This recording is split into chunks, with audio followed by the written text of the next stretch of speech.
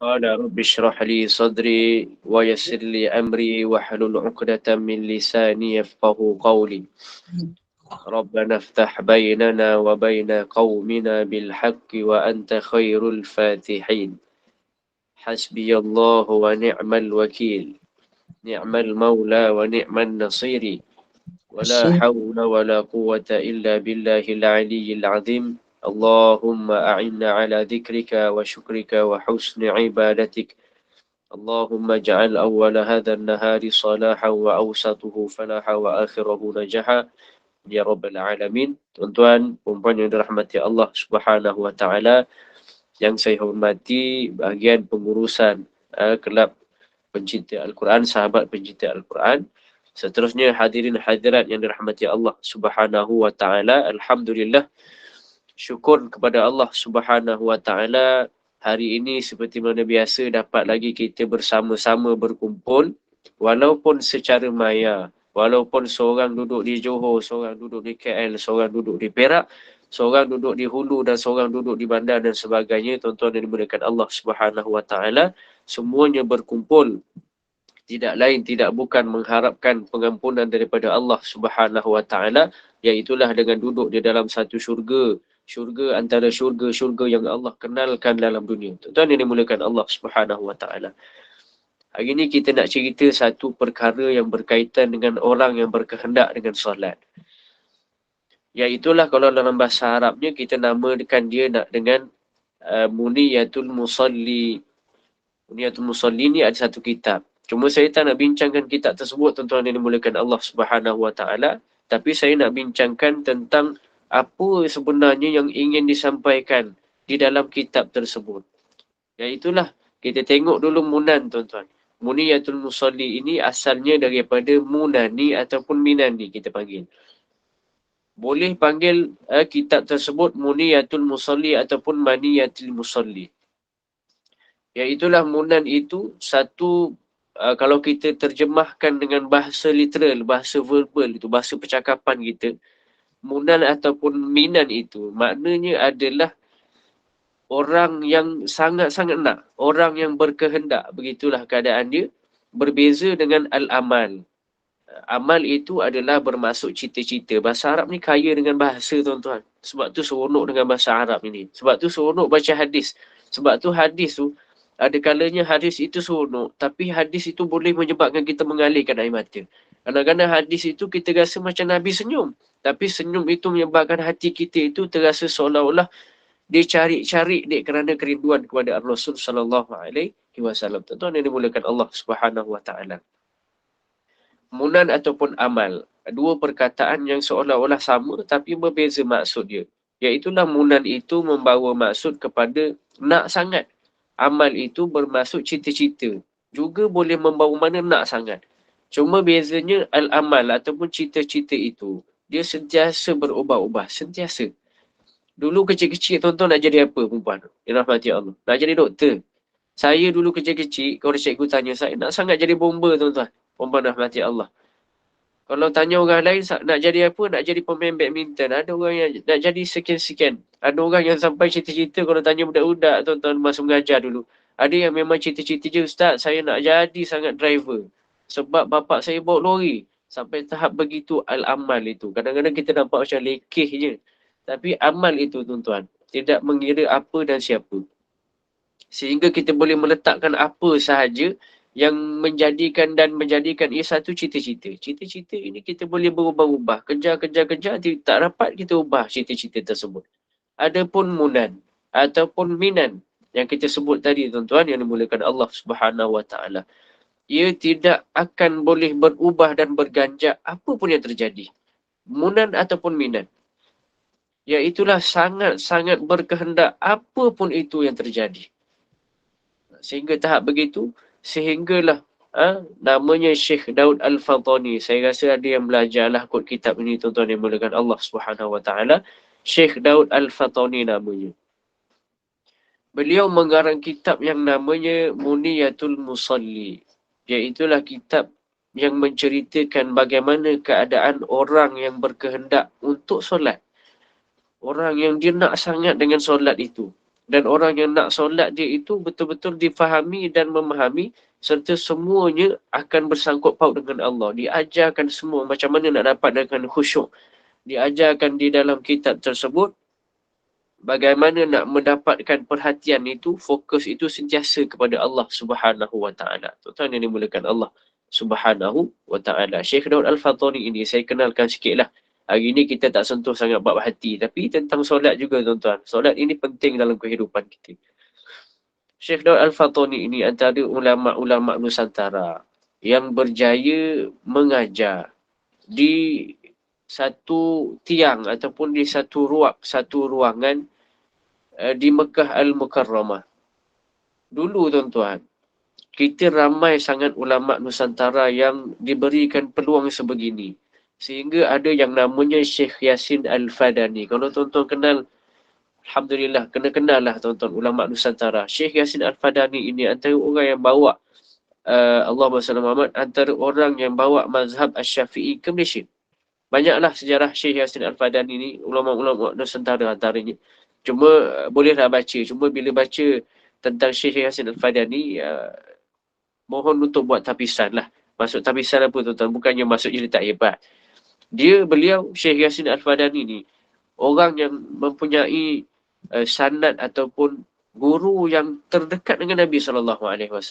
Dia belajar dengan orang yang dekat sangat dengan Nabi SAW. Sehingga ada riwayat, ada penceritaan yang mengatakan beliau belajar dengan beberapa selangan sahaja sebelum bertemu dengan gurunya itu, sebelum gurunya itu bertemu dengan Ibnu Abbas radhiyallahu anhu yang didoakan Nabi di dadanya itu.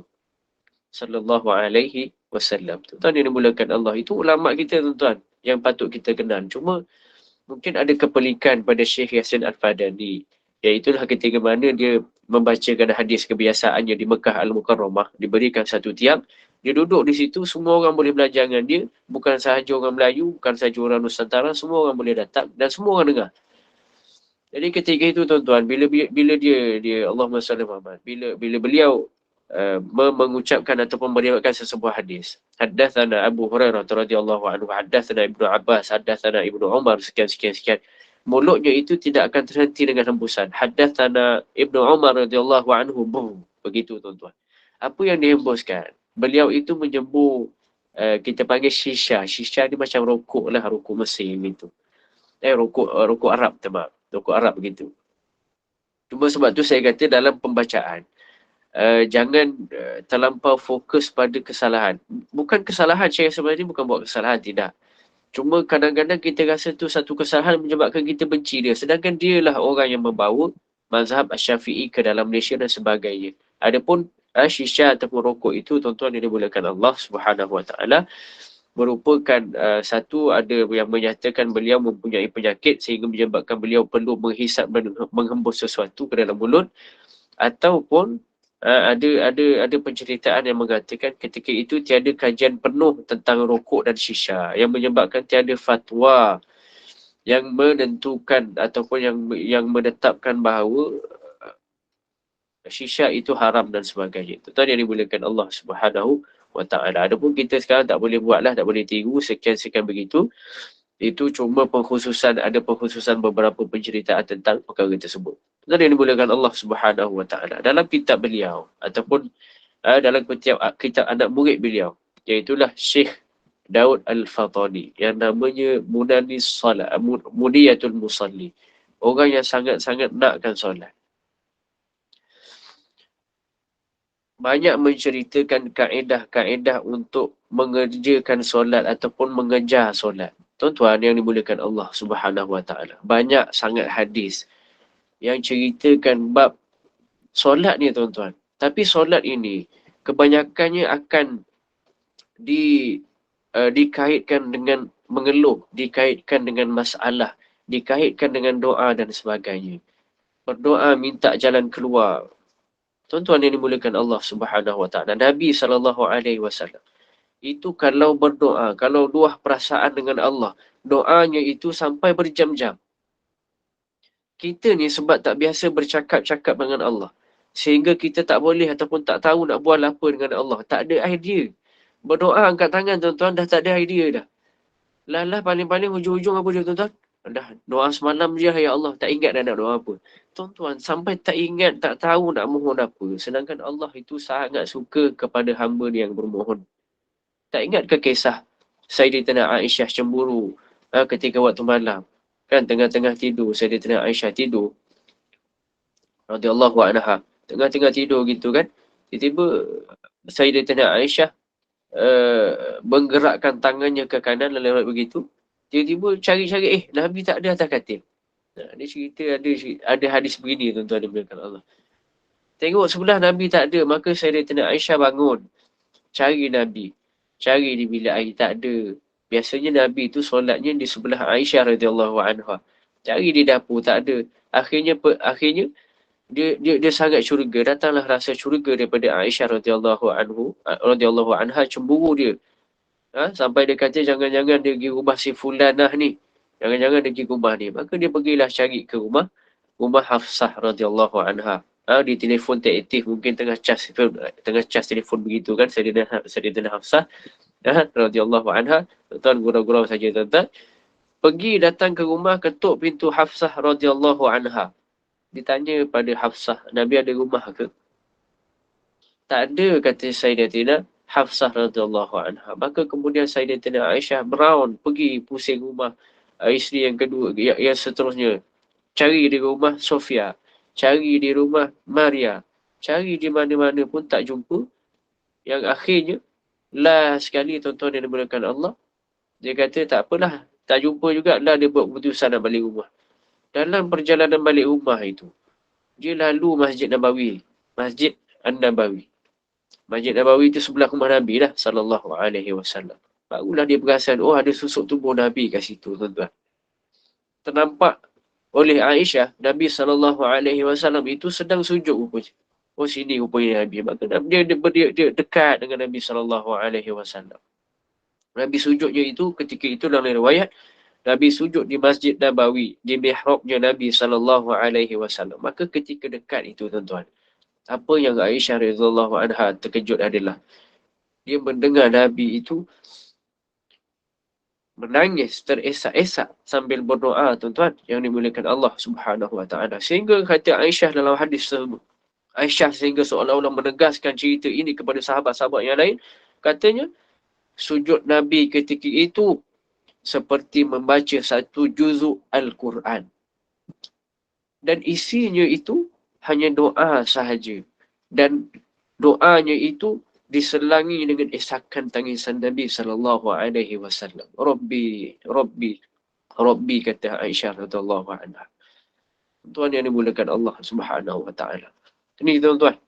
Sujud apa yang boleh sampai satu juzuk tuan-tuan? Sujud apa? Tak ada kemampuan kita nak sujud 1 jam tuan-tuan. Tak mampu. Satu sujud 1 jam tak mampu tuan-tuan yang dimulakan Allah Subhanahu wa taala.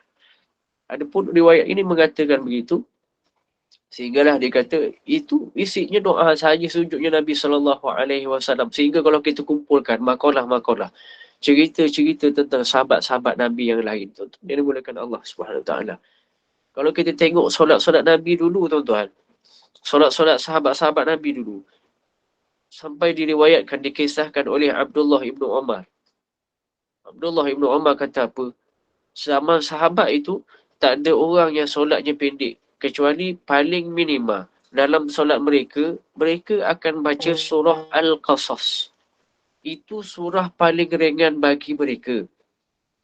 Kalau kita tuan-tuan, imam tu solat, saya imam kan, imam tu solat, hari ni saya ada kerja sikit mam, baca Inna A'tayna boleh tak? Tuan-tuan, Inna A'tayna sahaja. Inna A'tayna pun kita tak faham apa dia, tapi minta sahaja. Sedangkan sahabat seronok sangat baca Al-Qasas, cerita-cerita Nabi-Nabi terdahulu. Seronok sangat dalam solat mereka, sampai rakaat pertama saja menghabiskan surah Al-Qasas. Saya bukan cakap, kita kena kejar begini. Tidak tuan-tuan, kita memang sibuk dengan, di akhir zaman ni kita sibuk dengan beberapa perkara lah. Walaupun ada riwayat sahabat Nabi SAW yang solat sunat dia itu tak habis-habis ulang qul huwallah, tak habis-habis ulang qul huwallah. Sehingga Nabi kata, itu orang tu tak apalah baca qul Allah sebab orang tu akan bersama dengan apa yang dia suka nanti. Maksudnya dia baca qul Allah itu maknanya dia mencintai Allah Subhanahu wa ta'ala. Tuan-tuan dia mulakan Allah Subhanahu wa ta'ala. Jadi itu solat-solat sahabat dulu. Nak bandingkan dengan kita baca inna a'tayna okey ke salah ke Ustaz? Tak salah. Tapi faham tak kita apa yang nak disampaikan oleh Allah dalam surah tersebut. Walaupun pendek. Masalah kita adalah inna a'tayna pun kita tak kenal. Sebelum ni kita dah cerita dah. Nak bual tentang qul huwallah pun tak boleh. Qul huwallahu ahad. Jom bual-bual pasal surah dalam Quran. Jom kita ambil surah qul huwallah. Qul huwallahu ahad. Katakanlah Allah itu satu. Allahu somad. Sangkut tuan-tuan. Tak tahu makna somad tu apa. Dah cerita dah sebelum ni. Ini surah lagi pendek daripada surah Al-Ikhlas. Iaitulah inna a'tainakal kautsar. Makna dia pun kita tak faham. Sedangkan makna inna a'tayna ni cukup besar tuan-tuan. A'tainakal kautsar. Allah dah bagi banyak dah kata Allah. Fasalli li rabbika wanhar. Tapi disebabkan apa ayat yang Allah bagi tu. Allah minta satu je. Fasalli. Solat je. Itu tuan-tuan yang dimulakan Allah Subhanahu wa ta'ala. Kalau baca surah tersebut. Tak ke kita boleh tertunduk tuan-tuan. Banyaknya Allah bagi. Fasalli. Aku tengah solat ni ya Allah. Moga-moga solat aku ni terbaik. Tak rasa tertunduk kita tuan-tuan. Dengan solat kita seperti itu. Tuan yang dimulakan Allah Subhanahu wa ta'ala. Sehingga kalau tertunduk kita itu. Kadang-kadang tu. Kita itu kalau dah rasa terlampau. Tiba-tiba datang rasa menunduk dengan Allah. Kadang-kadang kita boleh mengulang-ulang surah tersebut. Banyak kali tak perasan tuan-tuan. Inna a'tainakal kautsar fasalli li rabbika wanhar. Inna ulang-ulang dek kerana kita rasa macam wah, Allah tengah bercakap dengan aku. Gitu tuan-tuan yang dimulakan Allah Subhanahu wa ta'ala. Adapun Syekh Daud Al-Fatani membawakan beberapa perkara yang perlu dijaga, iaitulah tarhib wa targhib. Kenapa kita kena jaga solat? Dan juga Allahumma salli ala Muhammad, bagaimana adab kita ketika mana solat? Ataupun secara asasnya itu, bagaimanakah kita nak mendapatkan satu yang namanya kekhusyukan. Sehingga dah dalam kitab ini, saya suka baca kitab Muniyatul Musalli ni. Sebab penceritaannya itu berbeza dengan fik biasa. Fiqh biasa, dia cerita cuma halal haram. Batal tak batal je saja tuan-tuan. Yang dimulakan Allah. Contoh, apakah syarat sah solat? Syarat sah solat ada 6. Dalam pandangan mazhab Syafi'i yang 1. Ada yang kata 9 dan sebagainya. Perbezaan itu hanya diceritakan, okey, kalau sekian-sekian solat, tak sah, tak sah. Tapi dalam pandangan Syekh Daud Al-Fatani, dalam kitabnya Muniyatul Musalli, sebab tu dinamakan orang yang nak sangat dengan solat. Syarat sah solat sahaja. Dia menceritakan dan membawa kita untuk menjadikan semua perkara. Syarat sah solat, kita cerita, menyebabkan kita perlu letak syarat sah itu sentiasa di dalam kepala, dan perkara itu dah yang akan menyebabkan kita rasa takut dengan Allah Subhanahu wa ta'ala. Sehingga tahap begitu, kitab ini tuan-tuan yang dimulakan Allah Subhanahu wa ta'ala. Sebab tu, perkara pertama yang disentuh dalam muqaddimah beliau adalah tentang hafidhu ala salawati wassalatil wusta.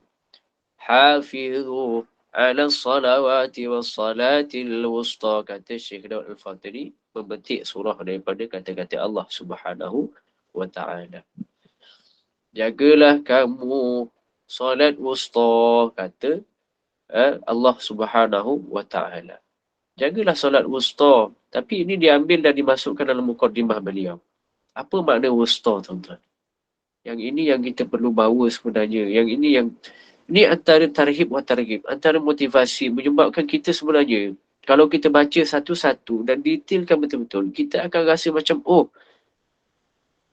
kita perlu ataupun kita kena kejar betul-betul solat.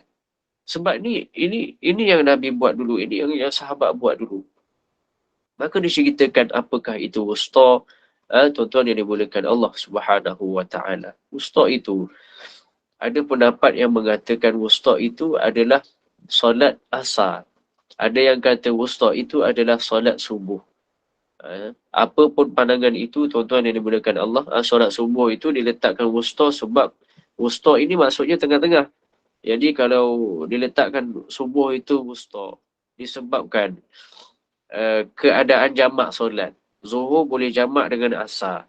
Maghrib boleh jamak dengan isyak. Jadi dua itu boleh jamak, subuh tak boleh jamak. Jadi solat subuh tu dah wusta. Itu antara pendapat Ibnu Zaid.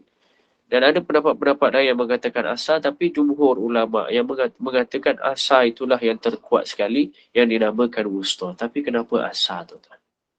Persoalan dia, kenapa dalam banyak-banyak solat, solat asar yang diketengahkan? Ini yang diperbincangkan luas dalam kitab Muliatul Musholin. Dan kita pun tak pernah pun nak tengok tafsir tu, tuan-tuan. Hafizu ala salawati was salatil wusta. Jagalah solat asar. Dah. Kita pun tak faham apa benda. Jaga solat asar. Dah begitulah. Ini tuan-tuan yang dimulakan Allah. Wusta itu boleh menyebabkan kita rasa bertanggungjawab untuk menjaga solat kita. Pendapat yang paling kuat adalah wusta itu solat asar. Sebab ada riwayat sallallahu alaihi wasallam yang mengatakan malaikat itu akan turun waktu asar.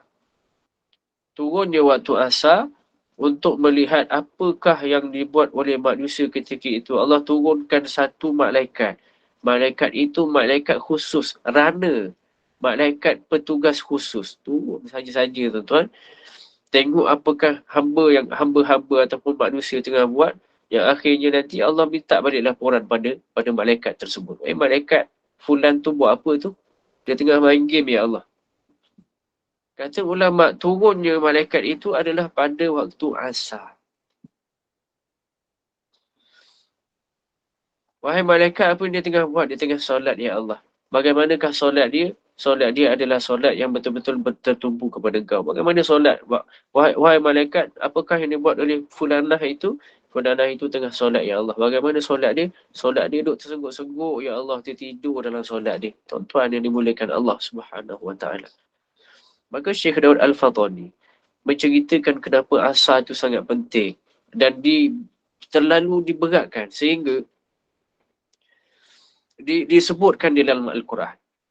Maka yang pertamanya kata Syekh Daud Al-Fatani, perkara pertama yang menyebabkan asar itu menjadi tumpuan adalah satu kerana malaikat turun, dan malaikat itu turun ketika mana waktu lalainya manusia. Kalau orang kerja kerajaan, biasanya waktu itulah nak mesyuarat, contoh.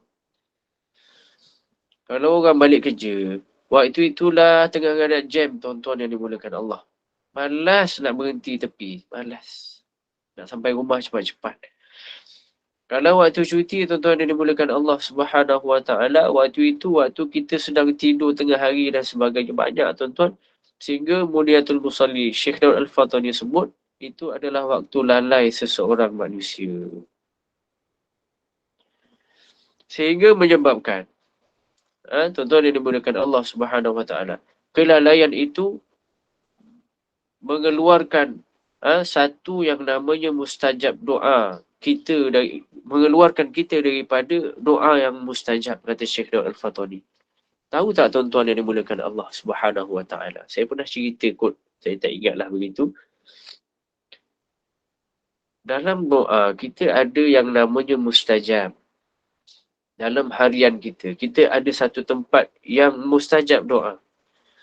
Sehingga saya sebut dah sebelum ni, saya rasa Abu Hurairah itu kalau duk menceritakan bab doa mustajab ini, tuan-tuan yang dimuliakan Allah Subhanahu Wa Taala, sehingga Abu Hurairah itu menunjukkan isyarat tangan begini, asyaru qaliluha, menunjukkan setiap waktu doa mustajab itu semuanya sangat pendek, sehingga rupanya, tuan-tuan yang dimuliakan Allah, berlaku doa mustajab itu sebenarnya pada waktu asar. Tapi jumhur ulama menetapkan yang berlaku mustajab doa itu adalah pada waktu asar Jumaat sahaja. Itu jumhur, tuan-tuan. Asar Jumaat sahaja.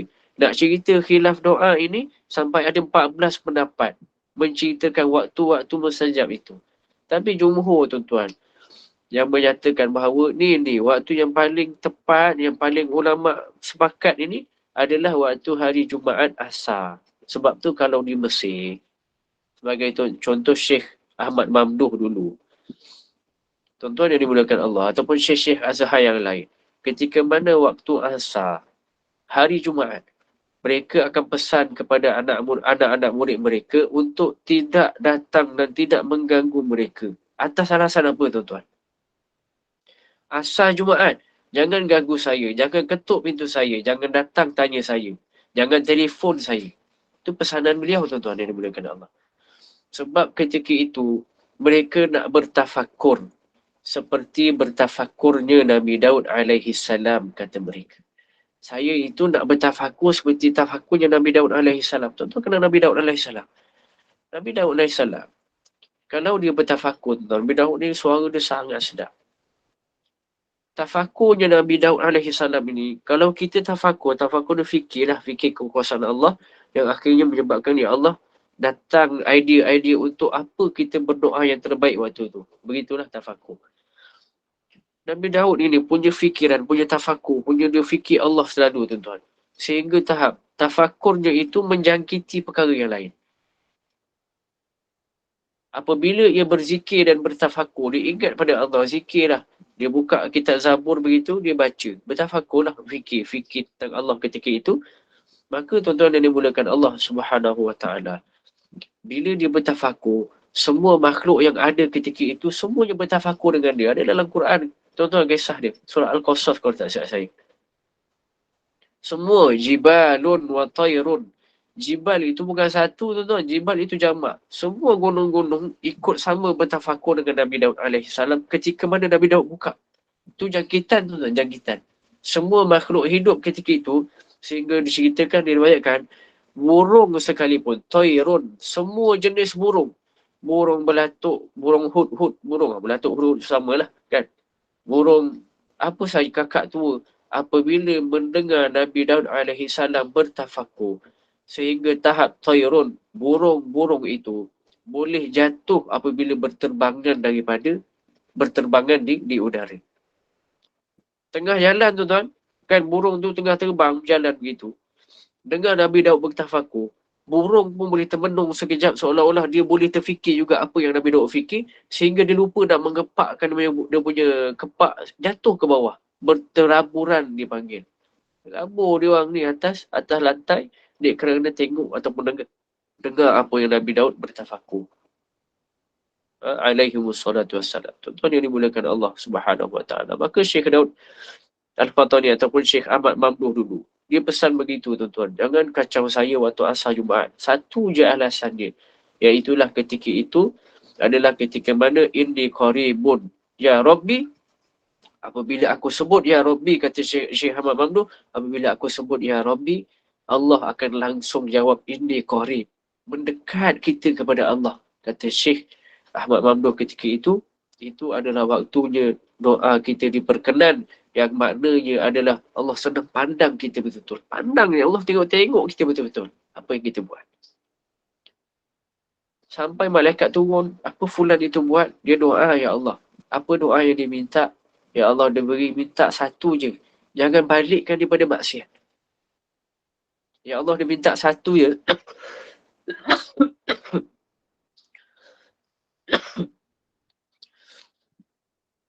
Tolong berikan dia ketenangan hati. Apa dia minta, wahai hamba-Ku? Ya Allah, dia minta satu je, ya Allah. Hilangkan masalah dia. Sehingga benda tu seolah-olah Allah menyahut-nyahut. Allah kata, tak apa aku kabulkan. Tak apa, ini qaribun. Aku dekat. Minta je apa dia sahaja. Tuan yang dimudahkan Allah Subhanahu Wa Ta'ala. Sebab itulah Syekh Daud Al-Fatani membawakan satu yang namanya wusta. Lalai, waktu itulah lalai, dan waktu itulah doa dimustajabkan oleh Allah Subhanahu Wa Ta'ala. Cuma tuan-tuan yang dimulakan Allah, dalam berdoa kena hati-hati.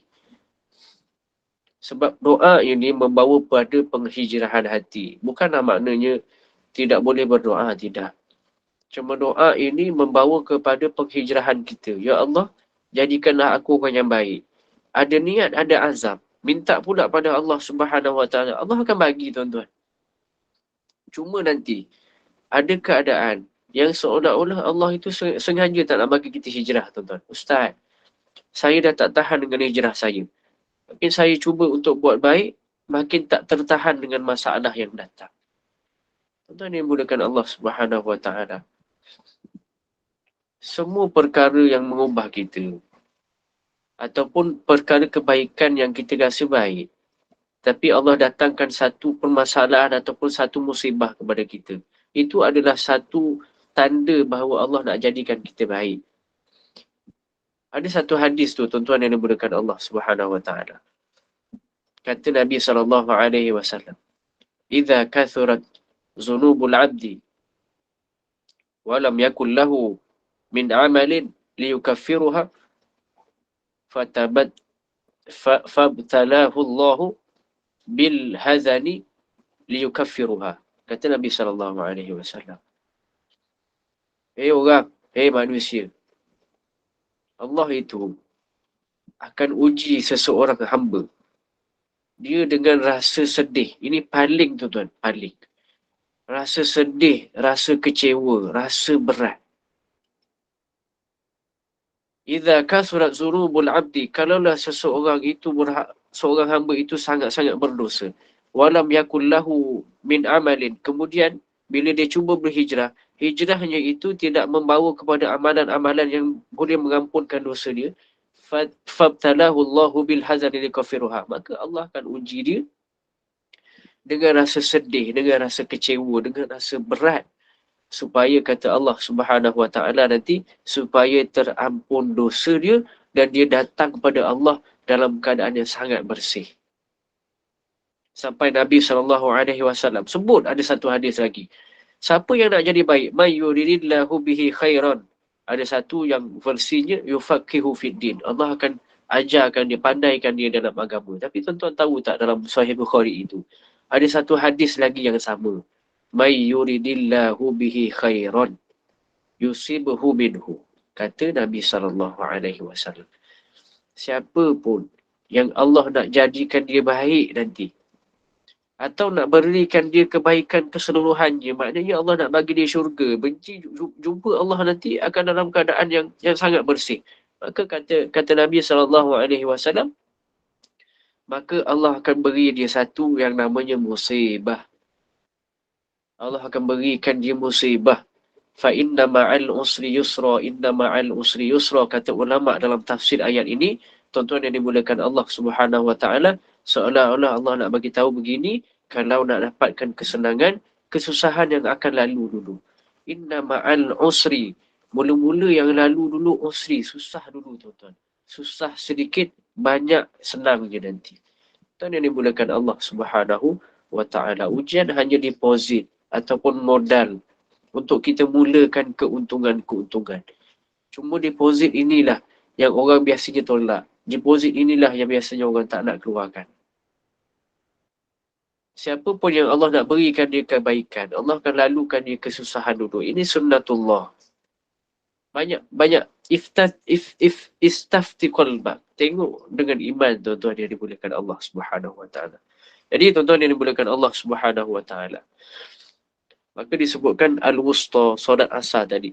Kita balik pada solat lah. Budiyatul musalli. As-salah, solat asar adalah solat yang paling afdal. Ini tuan-tuan, sampai tahap asar ini, orang musyrikin Mekah ketika itu tahu sangat bila solat asar jangan kacau Nabi. Orang musyrik, orang kafir pun tahu waktu asar adalah waktu yang jangan kacau Nabi. Confirm tak diganggu. Nabi tak nak SAW. Maksudnya waktu solat asar itu Nabi sangat-sangat seolah-olah gerun. Sehingga musyrikin ini, ketika mana ada satu ketika itu, ketika mana Nabi SAW sedang solat zuhur. Solat zuhur, maka ada orang musyrik kata, jom kita bunuh Nabi waktu ni.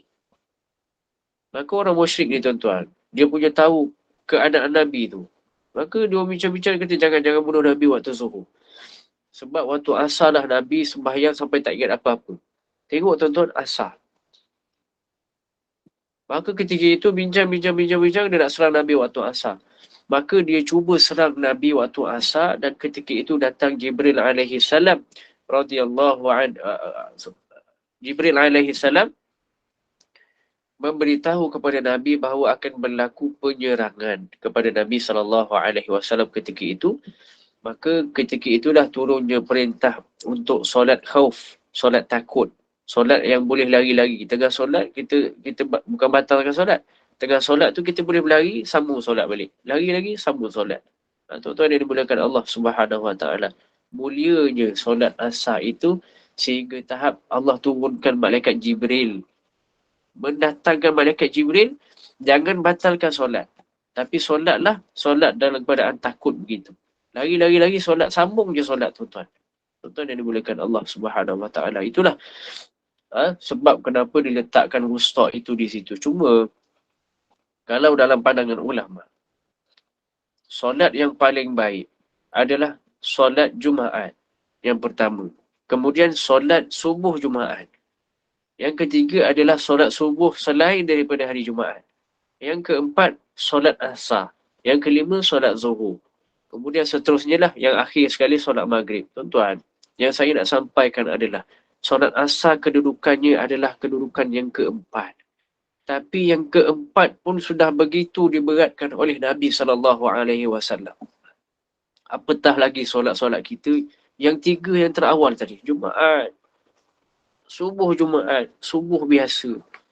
Sehingga sekarang ni saya nampak solat Jumaat itu mula diambil ringan sangat. Sebab berlakunya PKP sebelum ini, jadi orang datang lambat-lambat dan sebagainya, dan perkara tu seolah-olah dah menjadi satu kebiasaan. Sehinggalah 12.30 ataupun 12.45 belum cukup penuh lagi surau.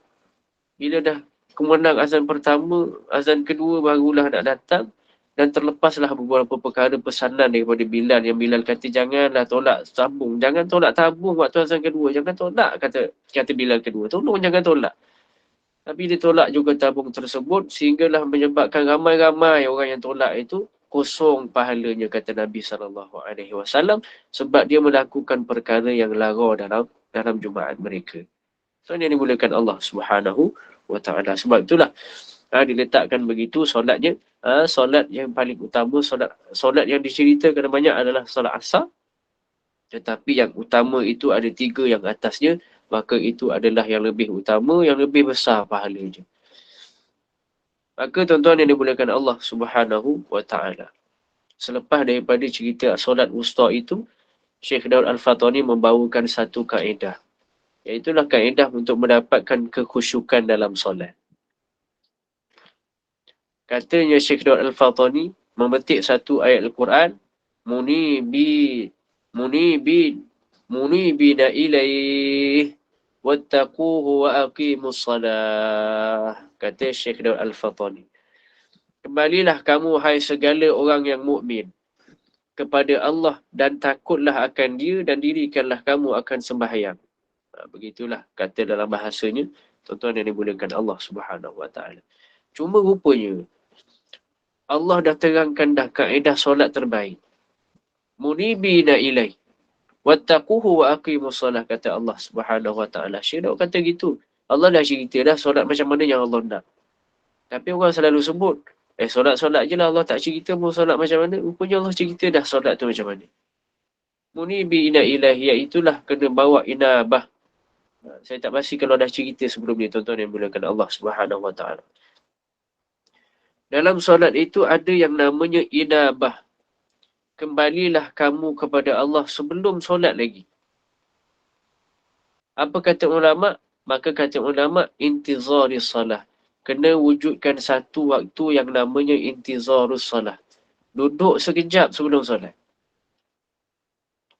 Duduk sekejap sebelum waktunya solat. Seperti mana Nabi SAW, ketika mana waktu asar yang kita cerita tadi, tuan-tuan yang dimulakan Allah Subhanahu Wa Taala, Nabi itu selalu mengamalkan intizarus salah ketika itu. Apa dia, tuan-tuan? Sampai Abdullah Ibn Umar kata apa pada Nabi tentang Nabi SAW. Nabi itu solat waktu asar. Sedangkan waktu asar itu solatnya adalah solat waktu asar selepas waktu asar adalah haram. Haram tuan-tuan, solat yang tanpa sebab berdosa. Tapi ketika itu Abdullah ibn Umar kata, tak, Nabi solat. Rupanya kata ulama, kata ulama, Abdullah ibn Umar maksudkan Nabi SAW solat. Maknanya, Nabi SAW itu duduk seolah-olah dia sedang solat. Kan ada satu hadis Nabi SAW. Siapa yang menunggu solat? Kata Nabi SAW, dia itu, seorang individu itu, siapa yang menunggu-nunggu solat. Maka dia seolah-olah sedang solat penuh. Maka intizaru solah, inabah solah, kata Syekh Al-Fatani. Perkara itulah yang kita kena bawa. Inabah. Tunggu dulu sebelum solat. Ini kaedah ataupun adab cara nak dapatkan kekhusyukan dalam solat. Maka Nabi SAW duduk berjam-jam semata-mata untuk duduk sekejap. Merintih kepada Allah Subhanahu Wa Taala sebelum mula solat. Kita tak boleh ke duduk sekejap tuan-tuan, merintih kepada Allah. Duduk sahaja tuan-tuan. Ya Allah, hancur dah hati aku ni ya Allah. Ya Allah, kita bukan mengeluh tuan-tuan. Kita mengaduh kepada Allah. Mengaduh ni macam kena cubit tu kita cakap au. Itu kan. Itu mengaduh lah tu. Mengaduh itu manusiawi tuan-tuan. Bila diuji, memang biasa kita akan mengaduh sakit. Tapi bukan mengeluh menyalahkan Allah. Mengaduh tu macam tadi saya sebut dah, suara cubit. Mengaduh tu biasa tuan-tuan, manusiawi. Sedih tu manusiawi. Air mata, kalau cerita air mata tu bukan sekadar manusiawi. Itu rahmat daripada Allah Subhanahu Wa Taala. Ni nak cerita rintihan ni tuan-tuan. Air mata ni bukan satu sifat manusia tuan-tuan. Itu rahmat daripada Allah. Orang yang tak dia nangis tu bahaya. Kalau kita boleh menangis, maknanya kita masih lagi peka hati kita. Hati kita ini masih bertaut dan peka. Terutamanya kepada Allah Subhanahu Wa Taala. Bukankah orang yang paling banyak menangis adalah anak kecil? Sebab hatinya sangat peka. Hatinya sangat tersentuh. Mudah peka. Siapa lagi yang mudah nangis tuan-tuan? Perempuan. Lelaki kan memang tak ada perasaan. Gitu kan. Tuan-tuan yang dimulakan Allah. Tapi jangan ejek orang yang suka menangis. Jangan diejek wanita itu suka menangis. Sebab mereka itu lebih peka daripada lelaki. Sebab itulah kenapa Allah titipkan bayi kepada perempuan. Kalau dititipkan bayi itu kepada lelaki, hancur, habis. Di balik kepekaan perempuan, di balik sensitifnya seorang perempuan, di balik nangisnya seorang perempuan, di balik perasaan luar biasa seseorang perempuan itu, di situlah Allah beri satu amanah. Dia yang paling baik merawat bayinya. Walaupun perempuan itu secara umumnya mungkin lagi banyak cakapnya daripada lelaki. Walaupun ada yang pendiam, terus tak bercakap pun ada. Tapi teorinya perempuan memang lagi banyak cakap daripada lelaki. Adakah ini kekurangan tuan-tuan? Kan. Ini satu kelebihan. Kalau diberikan diletakkan kelebihan itu pada hal yang tepat. Apa yang tepat? Cakap banyak ni, kalau kita letak pada tempat yang tepat, seperti didik anak, maka itu akan menjadi yang terbaik, lebih baik daripada lelaki. Sebab banyak cakap, lagi baik didik perempuan lebih baik mendidik anaknya, kerana banyaknya mereka bercakap. Lelaki itu kurang didik anak tuan-tuan. Dalam usia tertentu sebab dia jarang memahamkan. Salah sikit marah. Kalau ibu tu sebelum tidur sanggup masuk bilik anak balik semula, terangkan satu persatu semula, minta maaf lagi sekali. Tuan-tuan yang dimuliakan Allah Subhanahu Wa Taala. Jadi menangis tu rahmat Allah. Menangis sajalah. Nangis saja, tak ada masalah. Menangis takkan disebut sebagai satu keluhan. Menangis bukan tak sabar. Tapi nangis itu satu rahmat yang akan mendatangkan sabar.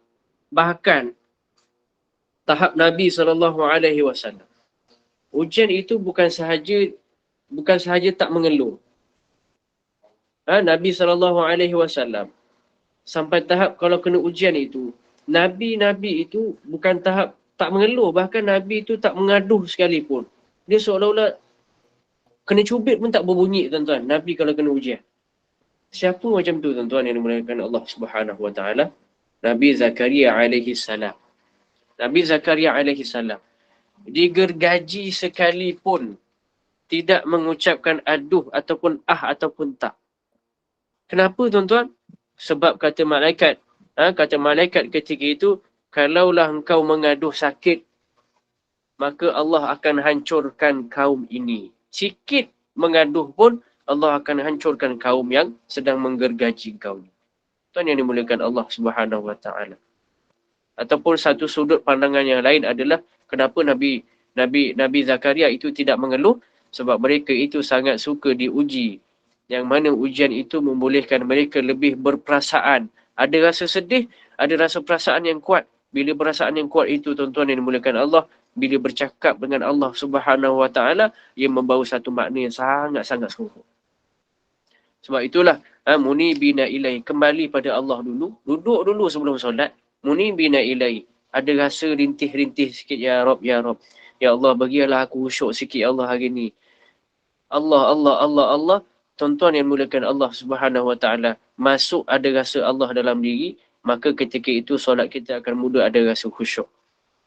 Maka kata Allah Subhanahu Wa Taala, wattaqu, kemudiannya, maka takutlah Allah Subhanahu Wa Taala. Bila ada rasa begitu, maka mulalah akan ada rasa takut kepada Allah Subhanahu Wa Taala, rasa sedih, rasa sensitif dengan Allah Subhanahu Wa Taala. Wa aqimus salah, maka ketika itulah bangun untuk solat, kata Allah Subhanahu Wa Taala, iaitulah bangun untuk solat itu yang lebih kepada bermakna datanglah dia, datanglah seseorang hamba ketika itu selepas mana dia adab, dia beramal dengan dua perkara ni, datanglah dia dengan wajah yang Allah kata, wajah yang Allah nak. Macam tu, tuan-tuan. Dua perkara yang Allah nak supaya wa aqimus salah, bangun solat kita itu, itulah wajah yang Allah nak. Allah nak kita pandang dia dulu sebelum solat sekalipun. Sehinggalah disentuh oleh Syekh Daud Al-Fatani ketika itu, ataupun dalam kitabnya itu, tentang Allahumma salli Muhammad, syarat sah solat. Saya sentuh sikitlah syarat sah solat. Saya bukan nak cerita bab syarat sah solat tu sendiri, tuan-tuan yang dimuliakan Allah Subhanahu Wa Taala. Yang saya nak sentuh adalah bagaimana Syekh Daud Al-Fatani ini mengaplikasikan syarat sah itu untuk lebih mengingat Allah. Sampai kata Syekh Daud Al-Fatani, kalaulah kita syarat pertama, kalaulah syarat sah solat yang pertama itu adalah mengetahui masuknya waktu, kena tahu bahawa masuk waktu itu mestilah ada kadar yakin dan zonnya. Kata Syekh Daud Al-Fatani. Sampai tahap begitu, tuan-tuan yang dimuliakan Allah Subhanahu Wa Taala. Apa itu yakin dan zon? Iaitulah kata Syekh Daud Al-Fatani, syarat sah solat ini mestilah sentiasa istimrar. Mestilah syarat sah solat itu sentiasa berpanjangan sehinggalah ia bermula solat sehingga habis solat mereka. Istimrar, syarat sah itu mesti wujud sehingga mula kita solat sampai habis. Apa dia, tuan-tuan yang dimuliakan Allah Subhanahu Wa Taala? Mesti kita iktikadkan dalam hati. Letak dalam hati betul-betul. Kalau masuk waktu, maka kita yakin betul dah masuk waktu. Ataupun kalau kita tak yakin, mesti ada kadar zon. Dalam Islam, kita ada ragu-ragu. Ragu-ragu ini kalau dalam Islam banyak peringkat. Yang pertamanya zon, yang keduanya syak, yang ketiganya waham. Kita ada 3 peringkat begitu.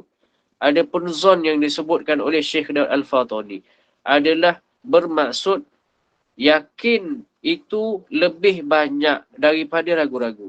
Kalau ulama sebut 70-30%. 70-30. Yakin tu lagi kuat daripada tak yakin.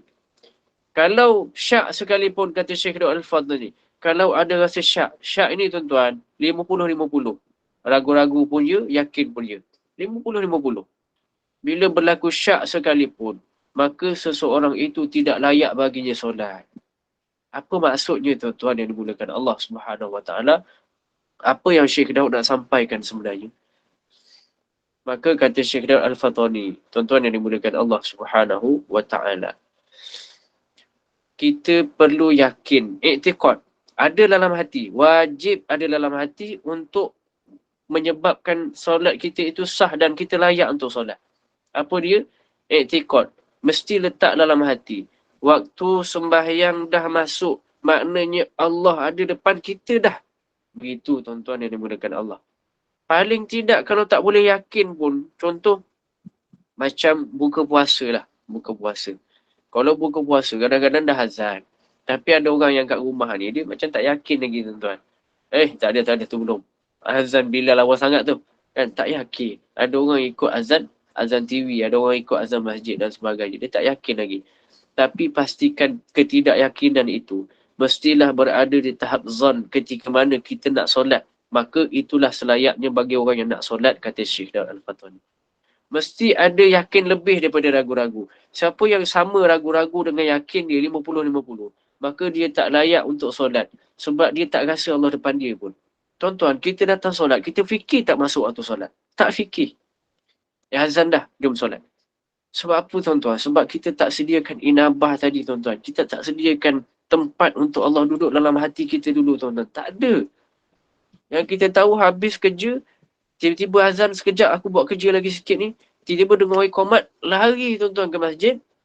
Ataupun lari sampai ke di rumah. Ataupun lari di rumah untuk ambil sembahyang. Alamak dah qamat. Akhirnya apa tuan-tuan? Kita solat angkat takbir. Allahu Akbar. Yang kita dapat hanya masalah-masalah yang Allah titipkan dalam kepala kita. Allah memang saja titipkan dalam kepala kita masalah-masalah kerja. Kerja tak siap lagi. Idea datang. Macam-macam idea boleh datang dalam solat. Sehingga kadang-kadang kita tak perasan berapa rakaat dalam solat. Sebab tuan-tuan, Allah titipkan pekerjaan, Allah titipkan kesibukan dunia itu dalam diri kita. Sebab kita tak pernah nak titipkan Allah dalam kepala kita. Itu kata Syekh Daud Al-Fatani tuan-tuan. Cerita bab syarat solat saja. Belum kita pergi bab Kaabah. Belum tuan-tuan. Banyak sangat. Ada pun syarat kedua kata Syekh Daud Al-Fatani. Mestilah seseorang itu menghadap ke Kaabah. Jadi kalau secara ijtihadnya sekalipun, kata Syekh Daud Al-Fatani. Bukan dia sebut menghadap kiblat tuan-tuan. Orang lain kitab fiqh sebut kiblat. Syekh Daud Al-Fatani sebut menghadap Kaabah. Sehingga kata Syekh Daud Al-Fatani dalam mazhab Asy-Syafi'i itu, kalaupun dada kita itu lari sedikit, lebih kurang 45%, masih lagi dianggap sah solat dia. Sehingga tahap begitu, sebab Kaabah itu kan besar. Jadi selagi mana dada kita tak keluar daripada Kaabah, maka solat kita sah. Tapi tuan-tuan, kalau kita duduk di jauh, di Malaysia sebagai contoh, kita menjadikan Kaabah itu satu kiblat, maka ia menjadi satu kesusahan bagi kita. Sebab apa? Sebab satu darjah sahaja kita beralih, maka berpuluh-puluh darjah, beratus darjah kita akan berlari daripada Kaabah itu. Yalah, makin jauh jarak itu, jadi makin mudah peralihan kiblat tu makin jauh lah. Begitu tuan-tuan yang dimulakan Allah Subhanahu Wa Taala. Jadi maka Syekh Daud Al-Fatani kata, maka kiblat bagi orang yang di luar Mekah adalah kiblatnya itu adalah Masjidil Haram, bukan lagi di Kaabah.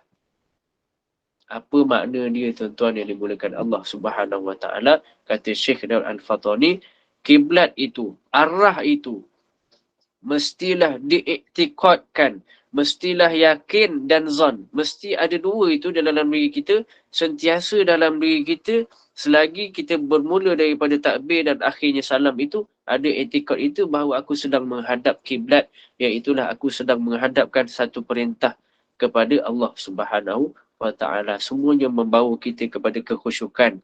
Yang sebenarnya kalau kita fikir-fikir, kita tak pernah pun bawa benda ni dalam solat. Allahu Akbar. Bismillahirrahmanirrahim. Pejam mata pula tu tuan-tuan. Sedangkan ulama' sebut, Syekh Daud Al-Fatani ini dalam kitab mazhab Syafi'i sebut, siapa yang solatnya itu memejamkan mata, maka solatnya itu makruh. Sebab orang tak faham apakah itu khusyuk. Tuan-tuan yang dimulakan Allah Subhanahu Wa Taala. Khusyuk itu bawa hati kita bermula sebelum solat sehingga habis solat kepada Allah Subhanahu Wa Taala. Itu tuan-tuan kaedah dia. Kaedah dia kena bawa semua sekali. Istimrar. Bukan pejam mata. Bukan. Iktikad. Dalam hati tu ada Allah. Dalam hati tu aku menghadap kiblat Allah. Aku masuk waktu dah Allah. Semuanya Allah. Itu khusyuk tuan-tuan. Khusyuk itu bukan bermula angkat takbir. Khusyuk itu bermula sebelum angkat takbir. Bahkan kata ulama khusyuk itu bermula daripada wuduk lagi. Tuan-tuan yang dimuliakan Allah Subhanahu wa ta'ala.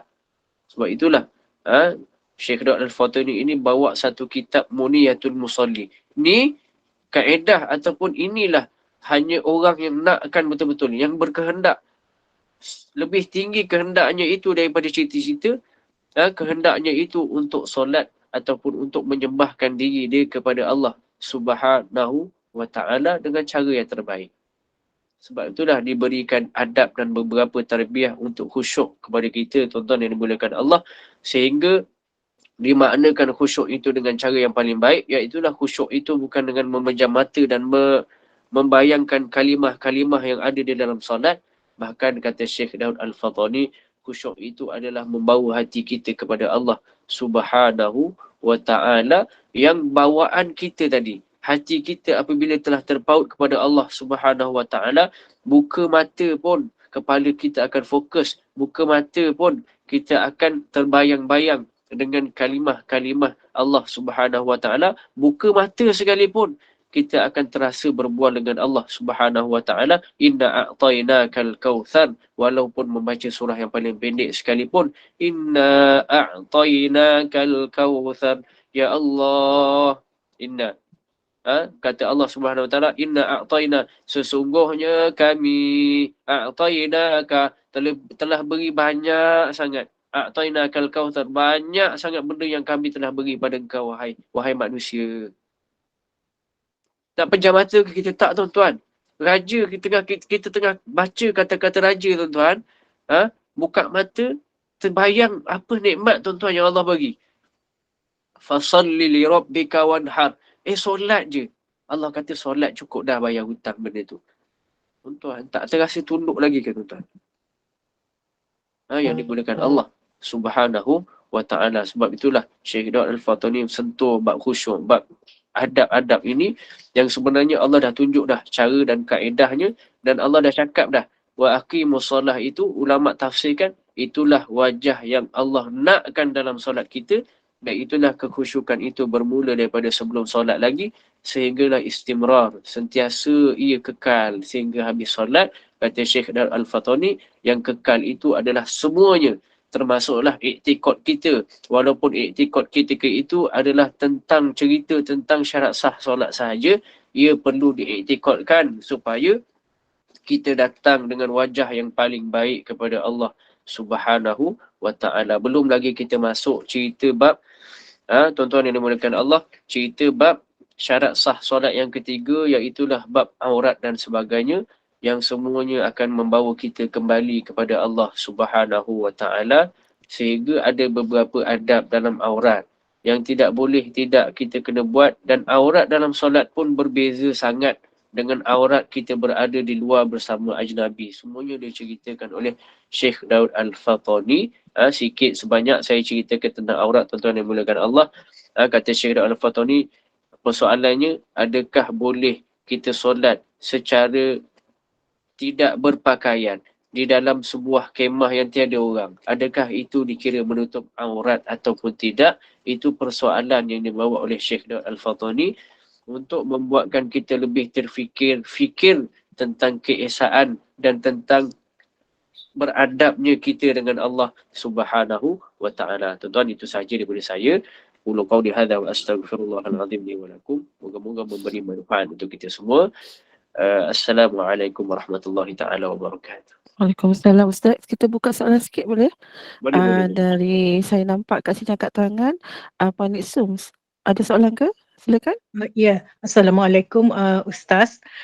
Tadi saya kurang jelas mengenai dengan ada yang paling afdal salat Jumaat hinggalah ke salat fardu Maghrib. Ada Ustaz katakan tadi, tapi saya kurang jelas. Boleh Ustaz jelaskan lagi?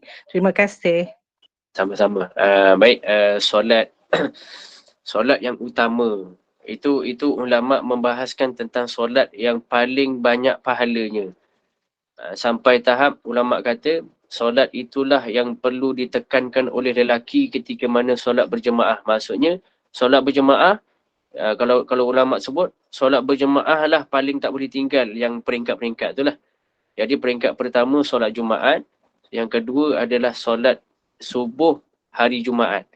Tapi sebenarnya itu pahala lah, peringkat pahala dan peringkat yang kata ulama yang Nabi beratkan. Jadi yang pertamanya solat Jumaat yang Nabi sangat-sangat berat lah datang awal. Kemudian solat subuh Jumaat Nabi tak pernah tinggal sehingga wafat dia. Sallallahu alaihi wasallam. Secara berjemaah. Kemudian solat subuh berjemaah. Solat subuh selain daripada hari Jumaat. Kemudian solat asar.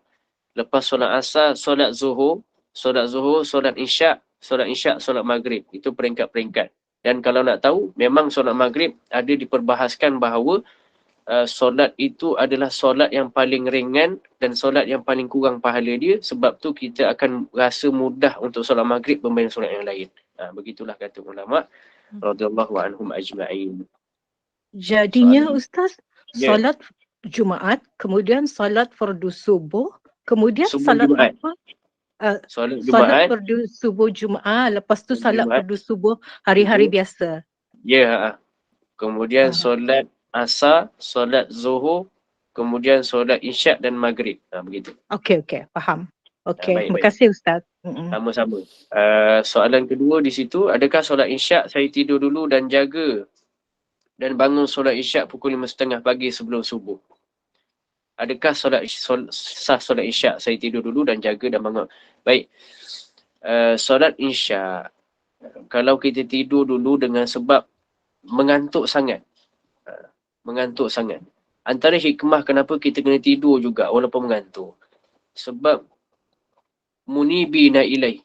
Kita takkan dapat kembali pada Allah dalam keadaan mengantuk begitu. Sebab tu Allah sendiri yang memberikan ilham kepada Nabi SAW tentang ketiduran tu. Maksudnya siapa yang nak tidur kena tidur dulu baru solat. Cuma kalau kita sengaja tidur dulu sebelum solat, kita tak rasa ngantuk. Kita boleh solat tapi kita duduk sibuk nak tidur juga dulu, maka perkara tersebut adalah satu perkara yang kurang elok dan ada amarannya. Seperti mana orang yang menjamakkan solat zuhur dan asar dia. Itu ada satu hadis tu Nabi SAW. Orang yang solat asar, ketika mana betul-betul nak azan asar, rukuknya dia, ketika rukuk solat zuhur dia, telah masuk waktu asar. Sampai tak begitulah. Dia panggil jamak solat. Jamak secara tak rasmi. Maka perkara itu diberikan satu amaran oleh Nabi SAW. Jadi boleh buat begitu jika terlalu ngantuk, cuma risau, takut terlepas. Jawapannya adalah sah, cuma bahaya. Begitulah tuan-tuan yang dimuliakan Allah. Yang ketiga, yang seterusnya, macam mana buat perempuan yang tidak ke masjid berjemaah? Tuan-tuan yang dimuliakan Allah. Peringkat-peringkat solat tadi, subuh Jumaat dan sebagainya, peringkat itu adalah terpakai untuk semua. Cuma ulama sebut, Nabi itu, peringkat-peringkat itulah Nabi sangat jaga-jaga dalam solat dia. Maksudnya solat Jumaat itu paling Nabi datang awal. Kemudian solat subuh Jumaat itu secara berjemaah Nabi tak pernah tinggal. Solat subuh berjemaah selain daripada hari Jumaat, seolah-olah Nabi itu kadang-kadang masuknya ke surau tu lambat sikit. Masuk ke Masjid Nabawi tu lambat sikit. Begitulah peringkat-peringkat begitu. Cuma kalau untuk lelaki, harap sangat ada iktikad dalam diri tu untuk jaga perkara tersebut. Maksudnya, benda yang paling kena jaga. Kalau sibuk macam mana pun, perkara tersebut itulah jangan ditinggalkan. Terutamanya asar, zuhur dan sebagainya. Kalau contoh, dah tak ada masa sangat, maghrib itu bukan ada kelonggaran tuan-tuan. Mungkin maghrib itu kalau dah tak ada masa sangat, cari masa dengan isteri pula dan sebagainya. Ataupun maghrib itu mungkin kita boleh lakukan perkara yang penting, mandi dulu dan sebagainya, supaya kita dapat satu yang nama je munibi tadi tu, munibina ilaihi, supaya kita dapat fokus betul-betul kepada Allah Subhanahu Wa Taala. Yang lain tu tak ada alasan. Subuh tak ada alasan. Yalah, subuh tak ada alasan mandi, subuh tak ada alasan sibuk. Asar tak ada alasan sibuk sebenarnya untuk membuat perkara-perkara ataupun untuk menghadap kepada Allah Subhanahu Wa Taala. dalam keadaan yang sangat baik. Itu tuan yang Allah Subhanahu Wa Taala. Ya betul. Ustaz. Ni kami so Jumaat, fardu solat Jumaat, solat fardu subuh, solat asar, betul. Terima kasih semua. Okay. Puan Rohani, saya nampak ada angkat tangan. Nak tanya soalan? Puan Rohani? Ke tertekan? Tekan dulu. Tertekan Sama-sama. kot. Okey, tak apalah. Ustaz, kita boleh tutuplah majlis ilmu kita ini, Ustaz. Dengan tangguhkan dengan tasbih kafaratul solat. Silakan, Ustaz.